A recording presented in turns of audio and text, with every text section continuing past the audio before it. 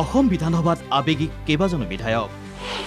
শেষবাৰলৈ বিধানসভালৈ আহিল কেইবাজনো বিধায়ক কোনোৱে জনালে শুভেচ্ছা কোনোৱে জনালে বিদায় সম্ভাষণ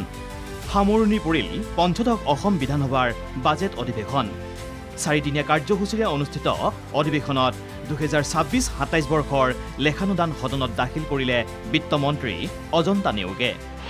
কেইবাটাও ৰাজনৈতিক বিষয়ক লৈ বিৰোধীয়ে উত্তাল কৰিলে সদন বিধানসভা নিৰ্বাচনৰ প্ৰাক্ষণত অনুষ্ঠিত এই অধিৱেশনত কোনো বিধায়কে যদি অসম বিধানসভাত শেষবাৰৰ বাবে অংশগ্ৰহণ কৰিলে কোনোৱে আকৌ পুনৰবাৰ বিধানসভালৈ উভতি অহাৰ পণ ল'লে তাৰ মাজতে অধ্যক্ষ মুখ্যমন্ত্ৰীকে ধৰি শাসক বিৰোধীৰ বিধায়কসকলে ইজনে সিজনক জনালে শুভেচ্ছা সমষ্টিবাসীকো জনালে কৃতজ্ঞতা মই 25টা বছৰৰ অভিজ্ঞতা দি আমাৰ বিধায়কসকলক অনুৰোধ কৰিম কোনোবা নিৰ্বাচনত কোনোবাই আমাক ভোট নিদিলেও তেওঁলোক আমাৰ শত্ৰু নহয় বৰঞ্চ পিছৰ ইলেকশ্যনত আমাক ভোট দিয়াৰ তেওঁলোক পটেনচিয়েল ভোটাৰ হৈ পৰে সেইকাৰণে সকলোৰে বাবে আৰু ৰাজ্যৰ বাবে নিৰন্তৰ কাম কৰাৰ যি আমি সুযোগ পাওঁ তাক আমি ৰাজ্যৰ মংগলৰ বাবে ব্যৱহাৰ কৰা উচিত সমষ্টিৰ মংগলৰ বাবে ব্যৱহাৰ কৰা উচিত এইখন পবিত্ৰ বিধানসভালৈ যিহেতু মোৰ অতি মৰমৰ সমষ্টিবাসী ৰাইজে ইয়ালৈ মোক পঠিয়াইছিল আৰু তেখেতসকলক মই কি দিব পাৰিলোঁ কি নোৱাৰিলোঁ সেইখিনি তেওঁলোকে অন্তত জনসাধাৰণে ৰাইজে জানিব আৰু তেওঁলোকৰ মই কি দিব পাৰিলোঁ যদিও আশা কৰা ধৰণে দিব নোৱাৰিলোঁ তাৰ কাৰণে ক্ষমা কৰিব লগতে ইয়াত উপস্থিত থকা যিসকল মোৰ অতি শ্ৰদ্ধাৰ বয়োজ্যেষ্ঠ অভিজ্ঞ মোৰ মন্ত্ৰী হওক বিধায়ক হওক সকলোকে মই তেওঁলোকৰ পৰা যিখিনি অভিজ্ঞতা বুটলিলোঁ সেইখিনি মোৰ সদায় মনত থাকিব মোৰ আজি সেই পুৰণা দিনবোৰলৈ মোৰ মনত পৰিছে যে কেনেকৈ মই টিভিত চাই থাকোঁ আজি ঠিক তেনেকৈ মই ঈশ্বৰৰ ওচৰত প্ৰাৰ্থনা জনাইছোঁ যাতে আমাৰ 126 জনৰ 126 জনেই সকলোৱে টিকেট পাওক আৰু সকলোৱে আমাক পুনৰবাৰ যাতে ইয়াতে পাওঁ যোৱা 5টা বছৰ এগৰাকী বিধায়ক হিচাপে সমষ্টিবাসীত যে ৰাইজে আপোনাৰ যিখিনি কাম কৰিব পাৰিছোঁ আমাৰ কাৰণে গৌৰৱৰ বিষয় আৰু এইখন বিধানসভা বিশেষকৈ আমি মাননীয় মুখ্যমন্ত্ৰী ডক্টৰ হিমন্ত বিশ্ব শৰ্মা ডাঙৰীয়াৰ আমি কেইবাটাও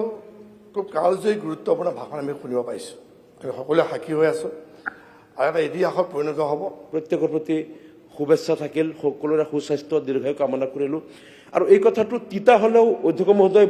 আমাৰ কংগ্ৰেছৰ 2-3জন বিধায়কে কৈছে যে এই গোটেইকেইজন বিকিয়া হওক মই কিন্তু এইটো ক'ব নোৱাৰোঁ যিহেতু মই চৰকাৰ পৰিৱৰ্তন বিচাৰোঁ গতিকে এই গোটেইকেইজন জিকি অহাটো মই ক'ব নোৱাৰোঁ কিন্তু সকলোৱে ভালকৈ আপোনালোকে সকলোৱে সুস্বাস্থ্য থাকক দীৰ্ঘায়ু হওক